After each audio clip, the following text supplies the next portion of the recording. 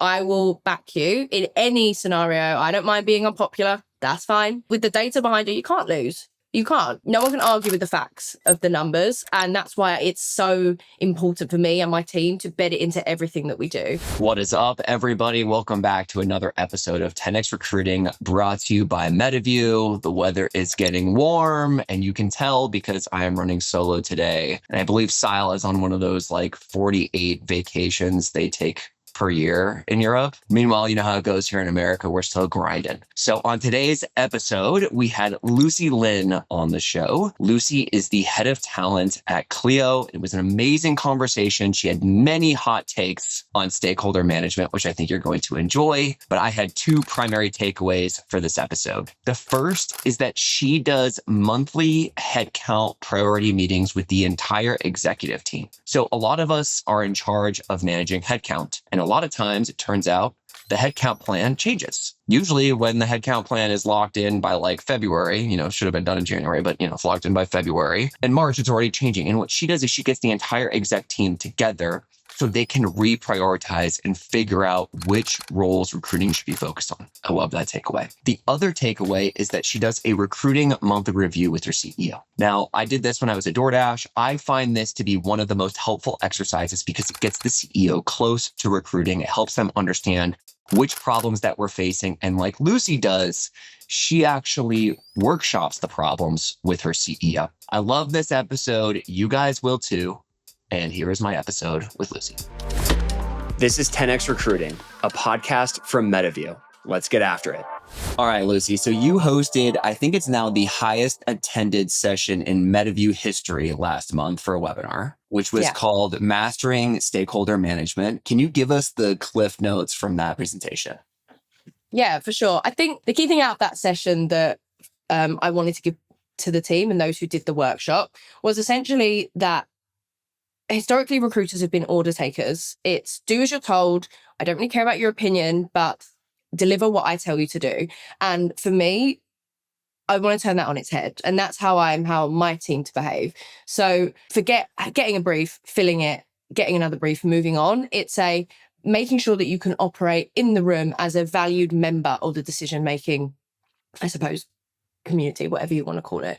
And the only way to do that successfully that I've found is having the data behind you. Now, building out a system that scaled Cleo is all based in the fact of the information and the data that you've bedded in at the beginning. So all of our hiring managers have a weekly reporting session. So every stakeholder gets a dashboard within pipeline health, candidate movement, blockers, SLAs. If they haven't stuck to their SLAs, we're downing tools because I'm not particularly interested in wasting my team's time. Having the respect for the recruiter and the talent team's, workload is so important for me. And I've been known to say to my stakeholders, until you've written that interview process, until you've written those questions or that scorecard, we're not going to work your job because unless we have a full kind of picture of information, why should we? Ultimately, you want this person on your team. So do the decent thing and at least do your share of the work. The other thing that I was telling those at the workshop about was more around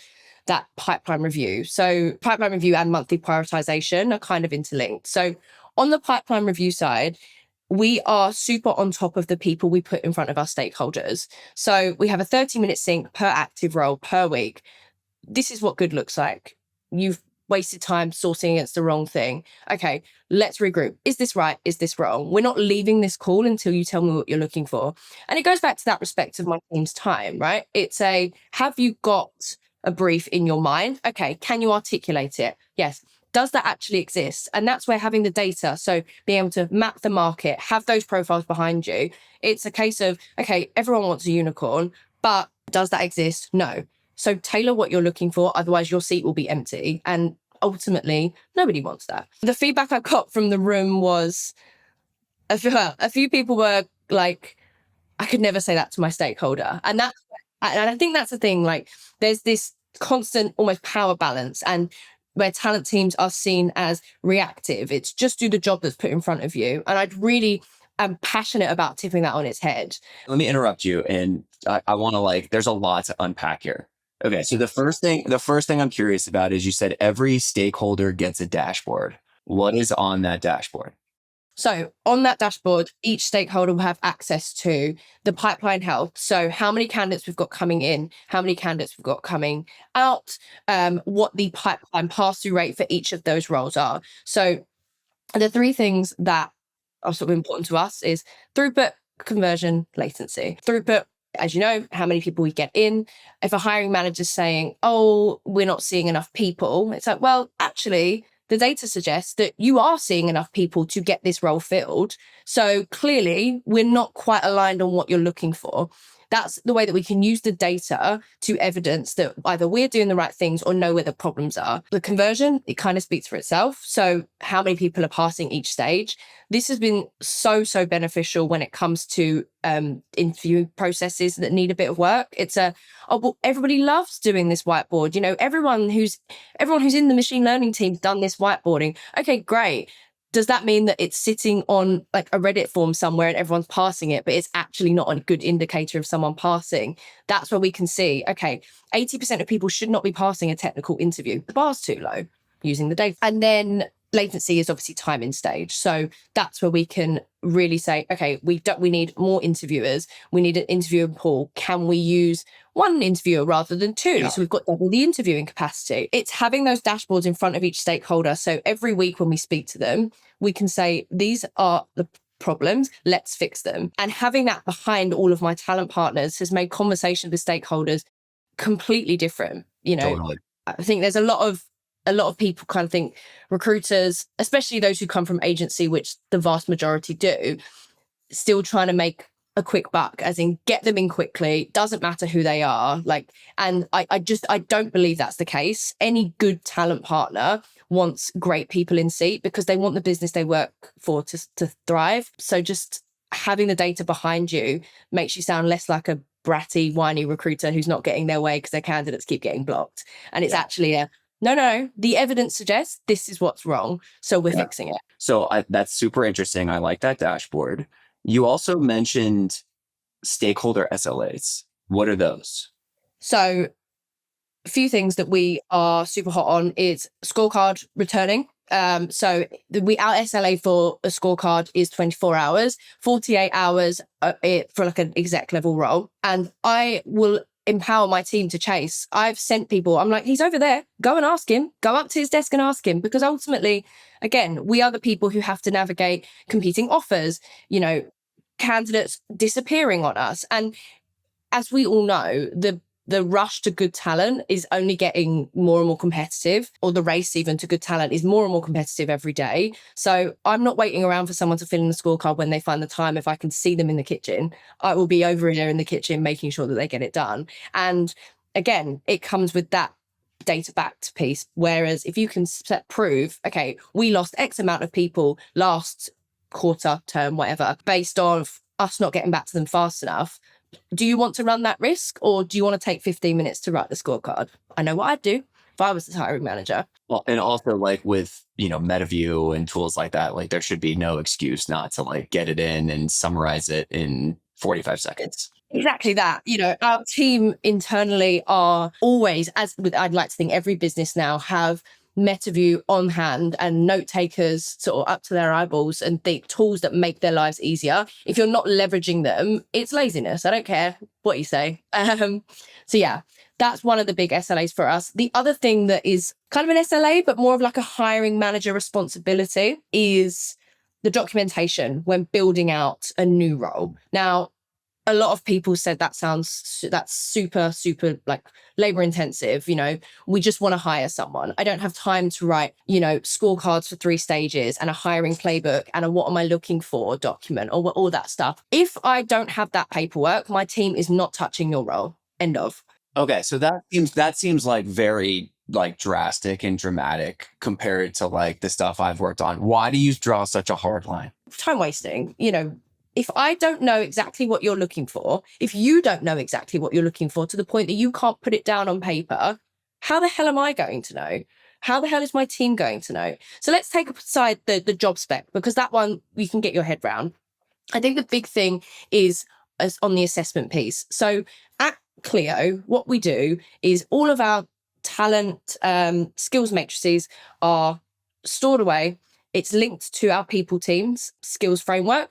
And it's also baked into the hiring, like scorecard side of things. That circle is a never-ending cycle whereby you bring somebody into the business, they are assessed against the scorecard, which then goes back to the people team. All the skills are the same, so that at their first performance review, they can be assessed on that criteria. Now, stick with me here. I know that sounds really long-winded. However, when it comes to saying to hiring managers, write your documentation, otherwise we're not getting started, what you're actually doing is setting your stakeholder up for success when it comes to the quality of hire, the retention of that individual, and also just their success at Cleo. So making sure those two things are aligned from day one are non-negotiable for me. Okay. So I hear you. And I think you're describing like the idyllic world, which is we know exactly what we're optimizing for before we kick off a search. Maybe I'm biased because I'm doing a lot of exec search right now, but I find with exec search specifically, I refer to it as like different flavors of ice cream. So there's like the been there, done that flavor. There's the up and comer flavor, right? There's like like let me try a new vertical flavor. There's all these different flavors, and depending on the role, I experience it in almost every search. Yeah. And I find that, maybe it's a CEO founder phenomenon, but these founders don't know until they go taste the different flavors. So how do you balance I don't know exactly what I'm looking for. I think like this is like generally the shape of the person, but I want to go explore and like start talking to people. That's fine. We can do that.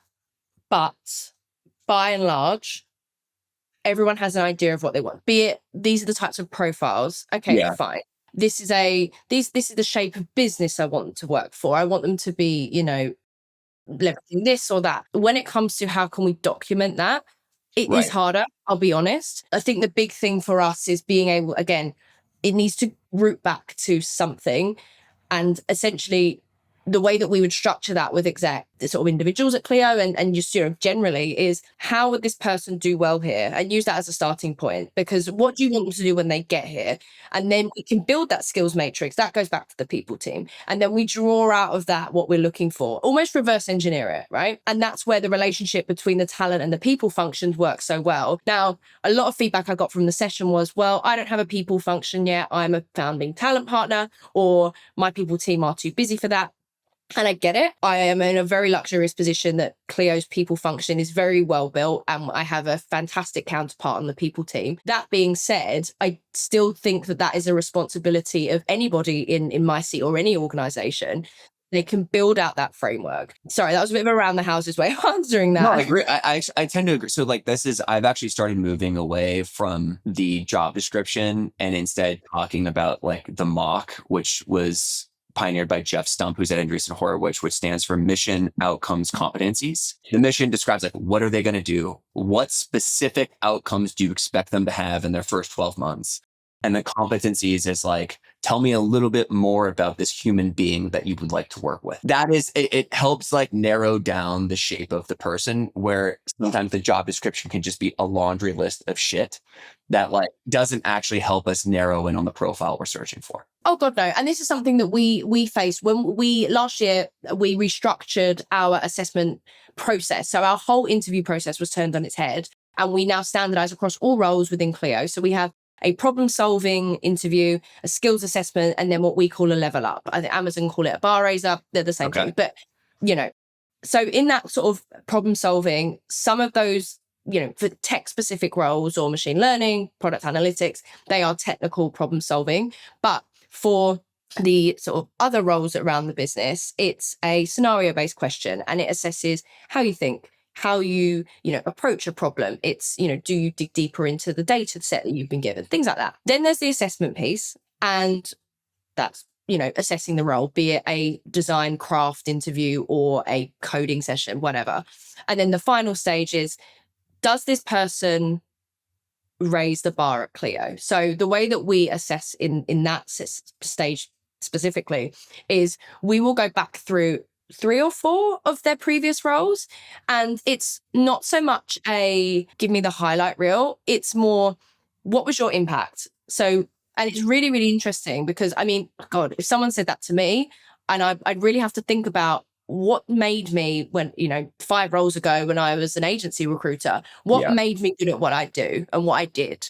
How did I get to that next role? And it really forces people to think about what they've done, how they've got there. And it almost sets the scene for what that next step is going to be, which if the interview goes well, is at Cleo. I got asked a question one time. Like some of these questions I think are really good that people don't actually use in their interview process, but it ties your results to the business. I think that's ultimately what you guys are trying to do. So somebody asked me one time, I love this question for recruiters, which is like, who is your best hire ever and why? And it's like, holy shit, like I've hired a lot of people, but like, who's the best? And the right answer is obviously someone who had the highest impact on the business. Right. And so similarly here, what you guys are doing with your bar raiser interview, which I like your version of it more than kind of like the subjective Amazon person who shows up, who's got gray hair, who's been doing it for 10 years and just kind of figures out if they like you or not. Your version is like, what impact did you have on your business? Yeah, exactly. And I think that's why that's so impactful is we make everybody do it. So grads all the way through to exec level. And it really gives people the opportunity to, rather than, because ultimately, especially at senior roles, people know how to sell themselves. Like you've been through enough interviews, but that interview being something that's a non-negotiable for us, it's almost like a great leveler in a way, which we've seen to be really impactful. But no, back to my point on the standardization and how we link that back to what we're looking for, less a laundry list, more a who's actually going to do well here. What we found is we sat down with all of the leadership and all of the hiring managers in the business, and we got them to map like the competencies for the role. Where are you assessing it? So it's like, okay, you've got a 5-stage process, but you've got 4 competencies. So what one are you doubling up on? What one are you missing? What one are you over-indexing on? And we were able to then standardize across the entire business. Everyone had a vertical in every vertical with all of the skills that were needed for the role and only the skills for them to do well here. And therefore, come performance review, they had the skills and they were set up for success at Cleo as well. So what happens in an interview to where you don't get amazing signal? Like it happens, right? Like we're humans, we're dynamic, like we can come up with the best structured questions ever, but like sometimes we're still unsure when we leave an interview. Do you guys like sometimes adjust the process to be like, hey, let's double click more into this, like with another follow-up, or are we just basically it's binary? If we didn't get signal, that's signal in and of itself. No, the way that we operate is if there are kind of question marks, we'll call a huddle. So we'll get the people who are in the interview together. Did you get the same signals? Our scorecards are confidential until the other person submitted it. So there's no biasing between interviewers. And then what we do, we'll provide the next interviewer with, I was on the fence about X, Y, and Z. Did you get a signal of this? Or can you look for this? So we're talking a lot right now about the stakeholder management level, which is more at like the hiring manager level. In our prep call, you told me about this monthly review you do with your CEO. Can you talk about the doc that you use for that meeting and how you're giving health signals on how recruiting is going? Yeah, for sure. So I sit down with Barney, our CEO, monthly to talk about hiring. So I will give him an update on where we are against our hires, like our hiring target, and then go into our OKR progress. And then what I do each month is essentially we do a deep dive on what we call like a problem area from the month before. So if everything's going well, then I can put my feet up and retire. That's never going to be the case, unfortunately, as much as I'd love to be on a beach for 6 months of the year. So there's always something that needs work, right? And that's where, again, how would I know what needs to work? I've got the data backing me. So the big kind of problem area when we spoke was in our analytics team. We had really poor conversion rates from our talent screen to whiteboard. The candidates were sitting in stage for up to 15 days. And it was a really, really poor process. There was also the rate of acceptance was really low. And, we were just trying to understand why. So I had all of this data in front of me and I was able to relay that back to Barney. Then we came up with this solution to reprioritize the order of the interviews. Essentially, it sounds really simple, but this is something that has been such a game changer for us. But by reprioritizing the orders of the stages, we were able to say, look, these skills are assessed here, here, and here. let's move it around. And therefore, if we don't get the signal straight away, we know to exit them from the process. We also have bigger interviewer pools at the top. So it almost felt foolish not to use them all. And then as it filters through, it becomes a smaller pool of people, but it doesn't matter because less people are getting to that stage. So that was really helpful. Now, the other thing that I don't think Barney was super happy with, but he respected it, and that's what counts, was, as with most founders, and this came up in the workshop, it's, I want the best of the best. And it's like, cool, quantify the best of the best. Well, Russell Group unis, Ivy League, has to be all of this. I want a comp sci degree and this, that, and the other. And I was like, okay, fine. So I ran a bit of analysis because whilst in theory that makes sense, I wasn't convinced that the people who we were putting through needed to be that shape. So what I did was I took all of the analytics team performance data from the 2 months, the 2 performance reviews prior, with a kind of, the goal was identifying those common signals. So I was able to pull all the data and I got signals for education, previous experience, degree subject, and how that correlated to strong performance. And of the 38 people who had a performance rating, 50% of them didn't go to a Russell Group or an Ivy League university. And the degrees weren't particularly comp sci leaning. It was actually a maths degree that the majority of people had. So I was like, okay, fair enough. So I went back to Barney and said, look, here's the data. I can go and tell my sourcing team, Russell Group, Ivy League, nothing else. But what you're doing with that is blocking future you from 50% of your workforce. And he didn't love it because, everyone wants the best of the best, but it really, he respected the fact that the data suggested that his vision of the best in his mind is not what was on paper. So we were able to then go back to the sourcing team saying, okay, scrap the Ivy League, scrap the Russell Group, start looking for maths degrees. And lo and behold, we hired 12 people the quarter before and 38 people in this hiring stage. Okay, so there's a lot to break down here. First thing for our American audience, what is the Russell Group and maths degrees? So a Russell Group university is like an Ivy League. So it's the group of universities that are prestigious and sought after. And then a maths degree is, like a mathematics. So rather than going down like the economics or science route, I mean, listen, it falls under that STEM degree. Do you guys have that in the US? To be honest, I was a political science major, which is a bullshit degree, so I have no idea. Well, I don't have a degree, so I'm already trend at Cleo. One of us. Well, this is a good example. So that brings up my next point, which is this. I think this is one of the things that recruiters don't do really well. This is how you see the trees separately from the forest. You guys have this monthly review. By the way, I used to have these at DoorDash and I hated this fucking meeting. And it's one of my biggest regrets is I should have loved this meeting because it's a forcing function for you as the recruiting leader to take a step back and to observe what's going on. And then you need to put in a narrative. You have all this data. Then you need to put in a narrative to your CEO about what's going well and what's not going well.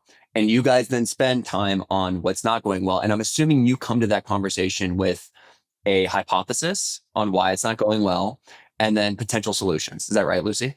Absolutely. And this is what I think a lot of recruiting leaders, because we're quote unquote busy, we end up not having these business check-ins, which by the way, the rest of the business is having all the time. So the analog for sales is the pipeline review meeting, which happens once a week, and then the QBR, which happens once a quarter. And also the monthly, the monthly close and stuff. Sales has this on their head all the time. Yeah. Because recruiting is kind of just running. And if it's going well, no one's looking at it. We aren't the ones who are proactively calling for a review. And I actually think this is part of the reason why you're magical at Cleo is you guys have this conversation to where now you're showing the CEO what's going on, which gives him really deep insight into how things are operating. And then together you can problem solve based off of your proposed solutions. And then now with his backing, we can actually go get shit done. Versus sometimes with hiring managers, there's always this weird conversation of who owns what. And with the CEO's involvement on high priority problems, you're able to get things moving much faster. Is that right? Absolutely. I think it's with that kind of disconnect, I suppose, between hiring managers, CEOs, it's very easy for hiring managers to say, well, I don't really like the look of this CV. You know, the education's a hard requirement. Okay, is the education a hard requirement, or were you told the education's a hard requirement? And if I can go to the person who said that in the first place with the data, it's like, oh, lo and behold, we were able to open up a whole pool of candidates and actually, get things moving. And as I said, going from hiring 12 to 38 is insane. Like, it's been an absolute game changer. But we all have those biases. Like, we all have those biases anyways. It's like, my wife went to Stanford. I did not, but like, I think it's great to like marry up and to be around those people. And I like those people. And so for me, like, I have a bias of like, oh yeah, like my wife's smart, like these other people are smart, but it doesn't mean you're going to be successful. And No, when you already have like, historical data, this is what the specifics on data, I think people say data and then don't click into the next level. Like, this is a great example of like, well, who's performing well? Let's go pull up their resumes, figure out where they went to school, and then say, are we sure that this is a requirement? Because our top performer, the employee you love, went to University of No Opportunity. Exactly. And I say to my team all the time, like, I will back you in any scenario. I don't mind being unpopular. That's fine. Because you can't, with the data behind it, you can't lose. You can't. No one can argue with the facts of the numbers. And that's why it's so important for me and my team to bed it into everything that we do. And that was something, the other thing that I covered in the workshop, that it comes from that bedding in with the fact rather than feeling. And whilst everything in the world is being automated and moving forward, I do feel like recruitment and talent roles are still, there's bedded feelings, it's people. But being able to move away from that to actually get shit done, I think is so important. The other thing that we use at Cleo to do that is force ranking the competing roles in monthly prioritization meetings. So we sit down monthly and say, okay, what's actually important? When we first introduced them, they were a bit fiery. Like, we had one product director versus the other saying, well, they're doing my roles. No, they're doing mine. Where's the product? I'm going to be without this. But actually, again, bringing it back to the data and actually saying, okay, let's look at the hiring priorities against the business OKRs. So what's actually important? Are we focusing on a particular new bet in our chat pillar over the next quarter? Are we focusing on growth? Do we need to add more to this or that? Okay. Now that we've got that information, let's relook at the list of priorities. And then it becomes less about who can shout the loudest and more what is going to make the business impact fastest, and therefore who deserves the talent time. And that has got us so much further in making sure that all of the talent partners know exactly what they're doing and they're focusing on the right things, but also the buy-in from the stakeholders. You're not getting if you don't mind, have a look at this role. It's well, what OKR does that impact? What team does that benefit? And how is that essentially going to make Cleo better? Answer those questions for me. I'll get back to you on if I can work your role. Okay, so it sounds like you run a dramatically different process than I have on this. So typically what I have done to stack rank priorities, and part of the reason you prioritize is, one, we have limited resources. Like, most businesses that are in hyper growth mode, like, literally cannot hire the amount of people that they want to hire. Two is you have different service level agreements. And so, like, for the top priority roles, like, you and your best people are going to be on that. And then for, middle priority roles, maybe it's like, we put kind of the rest of the army there. And then for low priority roles, maybe they get zero resources, or maybe they have to use an outside agency or something like that. Like, that's how I've always thought about it, but it's always been with the CEO. So sitting down for me in the recruiting monthly review, part of what we did is said, hey, this is what we said were our top priorities last month. How has that changed for you? And then we could always go, the king said, these are our new priorities. Get in line, everybody. But it sounds like what you're saying is you have this battle amongst the business leaders to stack rank their priorities. Like, what does that meeting look like? Not so much a battle anymore. People have a lot of respect for the meeting now, but it was a battle to begin with. And I think what made it less of a battle is, again, you can't argue with the data. It's being able to say, look, here is the OKR planning for the year. These are our goals. This is what we've just decided on as a business. Barney's aligned. I'm sure the board's aligned. Not sure it goes that far above my pay grade, but who knows? But the business is aware this is what we're doing and this is the order we're doing it in. So if we know that we're not going to be shipping X feature until November. Why are my recruiters working on it when we need the resource sooner? That doesn't make sense to me. It's let's look at the business impact. Now, obviously, you've got things like time to hire, exec roles take longer, searches, all the rest of it. But that's where we use the historic data at the beginning of the process to know, okay, we need I don't know, head of CRM to join the marketing team. Okay. Well, when we did this search a few years ago, it took 6 months end to end. Yeah. Well, we can look at all of the conversion rates to know that everyone fell down at this stage.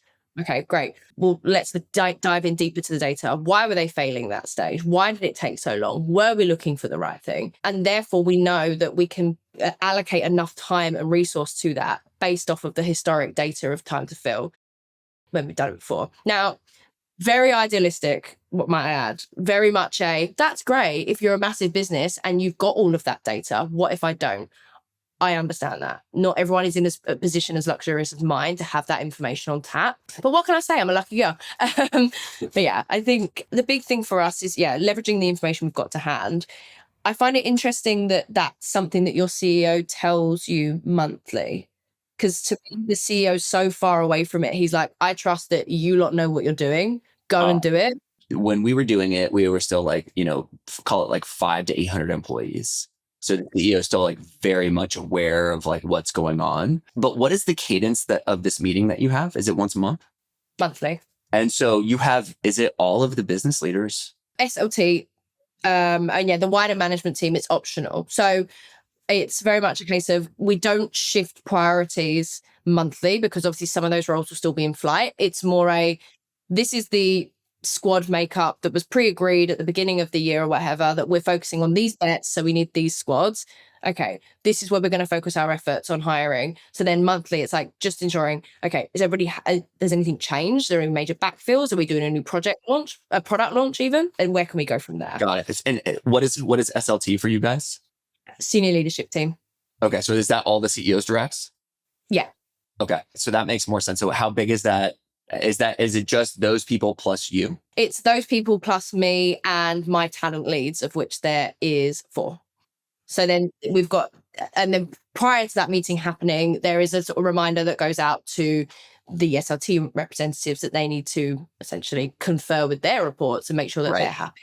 That makes sense. Okay, so you're keeping it basically to like the executive team, and the executive team can operate at a more strategic level. I actually like your version better because what used to happen after my meeting was exec team member was pissed that CEO recommended this and then would have a side conversation, and then the CEO would change their opinion after that side conversation. So that's actually even better. So then after that meeting, does then Bonnie, your CEO, then see the output of it and say like, this makes sense to me? Or is CEO just trust the executive team and say, I trust them to operate the business. Let's get going. Most of the time, the latter. Yeah. Barney doesn't need to know where the engineers are going. He trusts that those decisions are made by the people who are in seat. He likes to have an overview of things like the numbers of people coming in and how quickly. But yeah, in terms of like where they land, he trusts the exec team. When there's disagreement, which there's always disagreement in hiring priorities, regardless of how in sync you are, how does that get resolved? When there were disagreements, it was because it wasn't tied back to planning. It was a bit of this is what we've got open, shoot your shot, tell us why you're most important, right? Now, it's a lot less chaotic because me or my team are able to say, I understand, Mr. Head of Growth, that you want us to focus on the growth roles, but Head of Chat, for example, is saying, Chat, if we link back, where are we in the year? We're in wherever, beginning of, H2, what have you. Okay, well, it takes on average X amount of time to fill these roles. They need to start here. So therefore, this is where we should be focusing our efforts. And you can't really argue with that because that planning cycle has been locked in by the people in the room. And there's always someone who's, I should have raised this earlier. And ultimately, your planning is your problem. And that's where it comes back to that. Have some fucking respect for my team's time. Don't send them down the garden path of working on something that's not relevant or you're going to put on ice when they could be focusing their efforts and their energies somewhere that matters. Yeah. And even more than that is like actually make planning thoughtful and useful. And because like most planning cycles, of which people start in like August, right, becomes stale by February 1st for like, it's supposed to be for the entire year. And by February 1st, like the planning cycle is stale. And so what you guys are doing is you're making planning super important to have initial alignment and strategic thought about where we're going. But things do change in a business. And so we're getting, all of the important commanders together for one meeting to say, okay, it's the monthly review, things change. Here's what we're focused on. Let's make sure that we're all aligned so that recruiting isn't off on some expedition that isn't the most important thing for the business. Agreed. That's exactly it. All right, Lucy, where can people find you? Are you in like London somewhere? Are we going to get you to the United States soon? What's the deal? I'm in London. Yes, I would happily come and see you in the United States. So Cleo are a London-based business, but we have people in the US and in Spain, Portugal, Poland, and a few other sort of outposts in Europe. But yeah, we're on a massive scaling journey, which I'm really, really excited to be leading, I guess. And yeah, but no, I really appreciate your time. Thank you for taking the time, Lucy.